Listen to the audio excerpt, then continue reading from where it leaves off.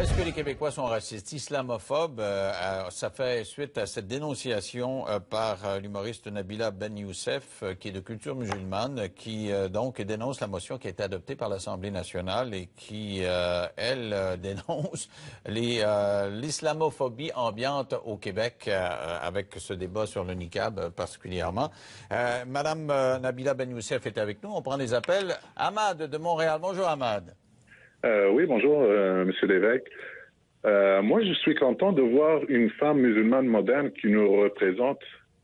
Puis, je suis complètement d'accord avec elle. Dans quel sens? Qu'est-ce qui vous retient, qui vous interpelle le plus dans ce qu'elle dit? Moi, je trouve que le problème au Québec, c'est le problème d'immigration. C'est que on voit déjà que une femme qui porte un niqab, pourquoi on la ramène ici? On sait qu'elle va pas intégrer le marché de travail. On sait qu'elle va être enfermée chez elle, qu'elle va juste prendre les avantages sociaux puis rester à la maison. Pourquoi on ramène ça ici? Après, on crée nous-mêmes des problèmes. On doit ramener du monde qui s'intègre au marché de travail, qui font relever l'économie aussi. Donc, êtes-vous né ici ou vous êtes de famille immigrante et vous êtes né ici, vous? Non, je suis pas né ici. OK. Alors, donc, vous auriez été d'accord pour que parmi les critères pour qu'on vous choisisse, vous, on tienne compte de vos obédiences religieuses? Non, mais... Parce que c'est un peu délicat, là. Tu sais, il y a des gros pratiquants, il y a des petits pratiquants, puis il y a des pas pratiquants pantoute, là. Ben, parce que quelqu'un qui porte le niqab, c'est quelqu'un d'intégriste à la base, c'est quelqu'un de fanatique. Quelqu'un qui se montre pas à la face, c'est pas normal. Mais vous pouvez juste aller à rencontrer les officiers d'immigration, etc., puis vous le portez pas, puis vous dites vous le portez pas, puis une fois Moi, rendu, vous le portez. je viens de la Tunisie, puis j'ai jamais vu de niqab là-bas, juste après la Révolution, oui.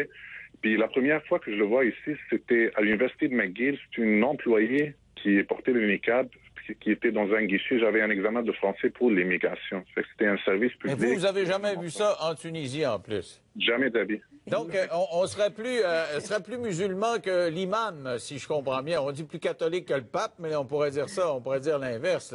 Comment vous réagissez, Mme Ben Youssef, d'entendre je le dis, merci beaucoup, Ahmad. Vous venez de la Tunisie, donc vous dites vraiment la réalité, la même réalité que je disais. Et on me croyait pas.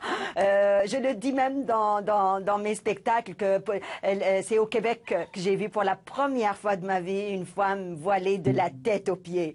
C'est comme si vous étiez dans un marché en Tunisie pour la première fois de votre vie et que le vendeur de tapis portait des bottes sur elle et une coupe longueuil. Mais c'est assez extraordinaire quand même ce qu'on fait. Là.